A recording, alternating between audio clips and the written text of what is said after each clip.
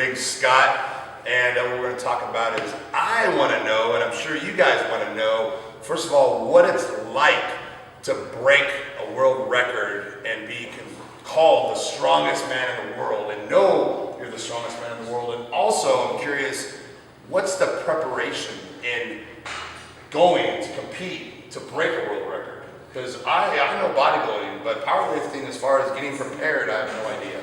Well, raw powerlifting, which is with no equipment on, and geared powerlifting is with a bench shirt, are two totally different planets. Right. Okay. Going raw, it doesn't matter how much your weight is or you know what your diet is as far as to fit into a piece of equipment. So it's a lot easier. You just kind of go through a training cycle, and we go for a peak training cycle. It's kind of like a pyramid cycle, to where we'll go at like 60% of our maximum, and we'll go all the way up in increments until the competition where we peak. Okay. And that's just regular lifting. Now, when you're going in equipment, each shirt is exactly made per your body and to how much weight you're going to lift. So, say if I'm 350 pounds and they make a shirt for me and I want to hit a 900-pound bench, the increments of the shirt are made for the exact body weight that I was at that point. Yeah, so you got to maintain that body weight. I have to be exactly that body weight to hit that thing, because if you're 3 pounds under, 3 pounds, people, that's it, 3 little pounds. Then if you're under 3 pounds, the shirt's loose and you don't get the pop out of the material. Now, if you're 3 pounds over, then you're bringing it down and you can't touch. Yeah. And in order for a legal lift to be a legal lift, it has to stop motionless on your chest in order to get a press call to finish the lift. So he's literally pulling the weight down to his Absolutely. chest. A lot of people don't understand that. You know, you're actually pulling the weight to touch, and the times when you can't pull it down to touch. Yeah, I mean, sometimes I'll have, 1,050 pounds, and I'll take it down and it'll just stop right here. And at that point, then it's the technique time, to where you're pulling your lats in together, shoulder blades are in, your elbows are in, you're pulling like you do a seated row. You're pulling like a seated row, and you're bringing it to you as you bring your belly up to touch that weight. And we're getting like a coiling sensation, to where the tightness of the shirt is either going to act as a spring, or if you pull and it's just too tight, it could explode as well. Or we see shirts blow. Yeah. People don't understand that every time you've missed a lift is for the fucking shirt. Absolutely. The shirt is fucked up. Oh yeah, it's not And the power. the shirts just complicate the fuck out of it. Everything in a shirt or lift is relying on that shirt. Correct. That shirt is everything. Correct. And that shirt, you physically, mentally, everything has to be connected. It all has to be one for it, all, all to coordinate together and make it right. Yep. So, And I know every time you compete, something fucking happens with the goddamn shirt. That's the problem, man. Fucking, we're in your gym watching you bench 100 pounds more than what you're gonna lift. Right. And then you go to the lift and the fucking shirt fails. Absolutely. Unbelievable. It's just so frustrating. And sometimes, because I'm a harder lifter than a normal power lifter, most power lifters are fat guys. And what'll happen is fat squishes. So when a fat guy has a shirt on, it'll come down and the material will actually move. But when you're built like him and I, like Rich and me, when the shirt comes down and the muscularity tightens up, there's no give. It's not spongy. It's hard like a rock. So I don't get that rebound that like what a fat guy gets. I have the power, so if I get that day where it's right, I'll bring it down, I'll touch, boom, it's done. But it's all complicated, and what we want to do is, everybody talks about the CNS and the muscular system and everything, but, building your muscle is one thing, but your central nervous system has to work in conjunction with the muscular system for everything to fire right. I mean, how many times have we been in the gym and we're training and we're having the best day of our life, and then all of a sudden the next day you go in the gym and like everything's like heavy, and for like a month you're just dragging. Well, that's because what you did is you overtrained yourself. So there's a science of, you know, you got to hit these big weights and get ready for this meet, and you're pyramiding up and up and up and up. But if you lift too much, then you burn your nervous system out again. You have to know your body. You're not connected to your body. And most people aren't. Most people don't know about it. No connection to their body. Yeah. They just go by their program. They follow what they're told. They follow what their training regimen says, and they don't know it. They don't know their body. Correct. You And gotta that's what the listen to problem your is. body. Sure. You have to know your body. Otherwise- Sometimes I'll walk in the gym, I'll start lifting, and I'm like, you know what? Today ain't my day. Oh yeah. Yeah. Happens to me all the time. Not as far as leaving the gym, but I'll walk in and do chest. Yeah. I'll do one set, and I'll be like, today's not a chest day. That's right. It's just I'm not feeling it. That's right. I'm trained back. Sure. You know? Absolutely. And I have an that's incredible what back happened. workout. Yeah. Now, how many people out there have actually done that? Probably zero. They Yeah. go in the gym to train chest. They're going to train chest no matter what. Yeah.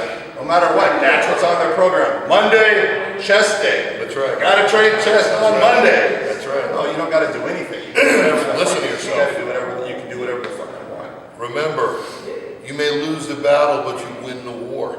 And that's what it's all about, is winning the war. Because nobody's going to remember that one battle. But they're going to remember who won the war. Exactly. So, give me an example of a day. A day from morning when you wake up to breaking that record. Because I've been The day to of the day because I've been to a lot of your meets, and we all know, and these people that are close to you, that you don't fucking talk to Scott the day he's competing. He will rip your fucking head off. He's in his own world. He's fucking zoned in, and he's there, and you just fucking let him be. You don't go up and say, hey, good luck, Scott. Hey, blah, blah, blah. Hey, blah, blah, blah. No. You I just don't hear let it him- anyway. You let him do his shit, Yeah. and afterwards, talk to him. Yeah. You know, I got a lot of fans that, you know, get mad at me because they're like, oh, he was a dick. You know, he didn't talk to me when he was lifting that day. And, you know, you got to understand that the incredible stress it takes to mentally deal with that. I mean, waking up in the morning and throwing up because you're so tripped out and just, you know, you can't eat and you just, you know, you can't talk to people because you're so wound up, and it's just like all that inner like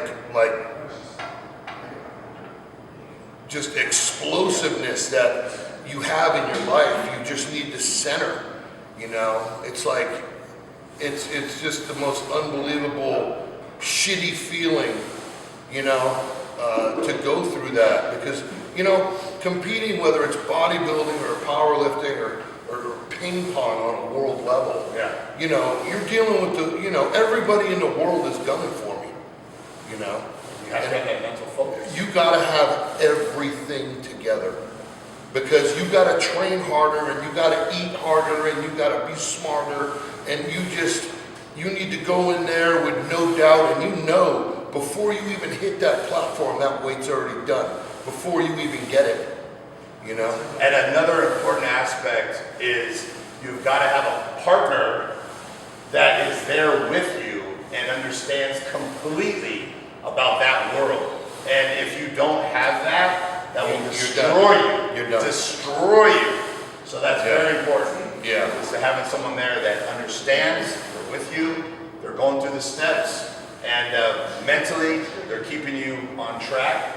And anything else than that, and it's over. It's done. Well, I gotta be honest with you. The person who is your head person on your team, the day that you compete, you shouldn't have to think about anything.